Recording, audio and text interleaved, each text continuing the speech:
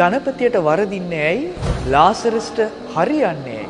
සැපත ධනපතිය මුළු ජීවිත කාලයේම විඳපු දෙයක්. ලාසරස්ට හරි ගියේ කිසිම දෙයක් නැතුව.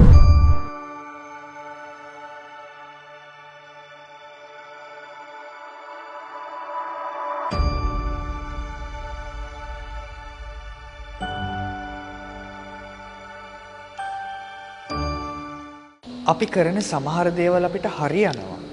සමහර දේවල් වරදිනවා. අපිට හරියන්නේ අපි දේවල් අල්ලගෙන කාගෙන යන නිසා.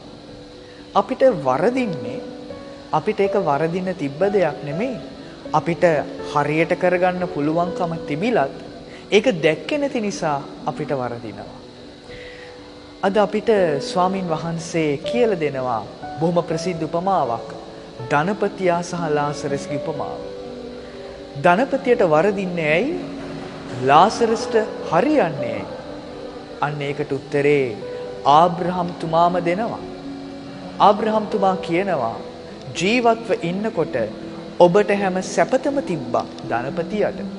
හැබැයි ලාසරස්ට හැම විපතම තිබ්බා. සැපත ධනපතියා මුළු ජීවිත කාලයේම විඳපු දෙයක්. සැපතින් හිටියා. හැබැයි ඒ සැපත ඇතුලේ, ඒ නිදහස ඇතුලේ, ඒ පහසුකම් ඇතුලේ එයා ඒක පාවිච්චි කරේ නැහැ. එයාගේ ජීවිතය හරි තැනට අරගෙන යන්න. එයාගේ ජීවිතේ හරි තැනට අරගෙන යන්න එයාට මාර්ගයක් තිබ්බා. ලාසරස්ව එයාගේ දොර ළඟම ගෙනල්ලා තිබ්බා. හැබැයි ධනපතියට වැරදුනේ එයාට හරියන්න පුළුවන් දේ එයා පාවිච්චි කරපු නැති නිසා. අපි පහසුවේ ඉන්නකොට, අපි ධනවත් වෙලා ඉන්නකොට, සල්ලි වලින් විතරක් නෙමෙයි, සාර්ථකත්වයෙන් ධනවත් වෙනකොට, හැමදේම ලැබෙනකොට අපේ ජීවිතේ අපි හිතනවා දැන් හැමදේම හරි කියලා. හැබැයි හරි නෑ. අපිට හරියන්න පුළුවන් මාර්ගය උන්වහන්සේ ගෙනල්ලා දුන්නම අපිට ඒක පේන්නේ නෑ. අපි සාර්ථකත්වයේ භුක්ති විඳිනවා.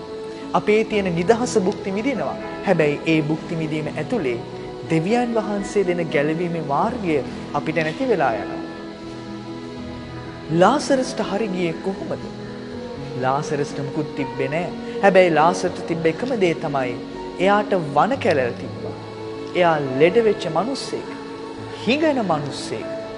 හැබැයි උන්වහන්සේ අපිට උපමාව කියනවා ධනපතියගේ මේසෙන් වැටුණු කැබලි වලින් වුවද සාගිනි නිවාගෙන ඔහු සතුටින් හිටියා කියලා. වේදනාවක් තිබ්බා.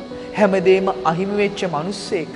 එයාටම කියලා කිසිම දෙයක් නැහැ. හිඟන මිනිස්සෙක්.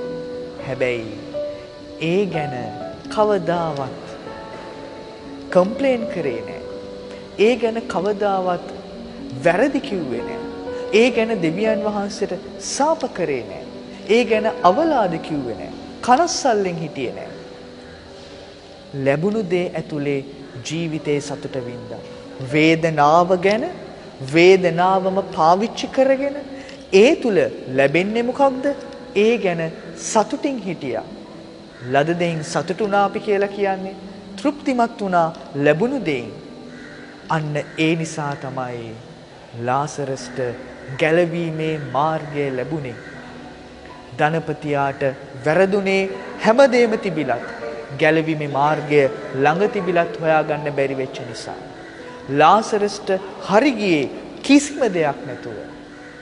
නැති වෙච්ච දේවල් ගැන නෙමෙයි, ලැබුණු දේ ගැන බොහෝම ආසාවෙන් සතුටෙන් හිටපු නිසා. ජීවිතය හරි දේ කරන්න නම්, ජීවිතය හරියන්න නම් ඔබට ලැබෙන දේ ඇතුලේ හිතන්න, බලන්න මට මේකෙන් ගැලවීම කරා යන්නේ කොහොමද? ඔබට දේවල් නැති වෙනකොටත්, වේදනාවෙන් ඉන්නකොටත් බලන්න ලාසරස් වගේ මට මේ හරහා ගැලවීම ලබා ගන්නේ කොහොමද කියලා. අපි හැම කෙනෙක්ටම මොන තත්ත්වයේ මොන විදිහේ හිටියත් ගැලවීම උන්වහන්සේ දෙනවාමයි.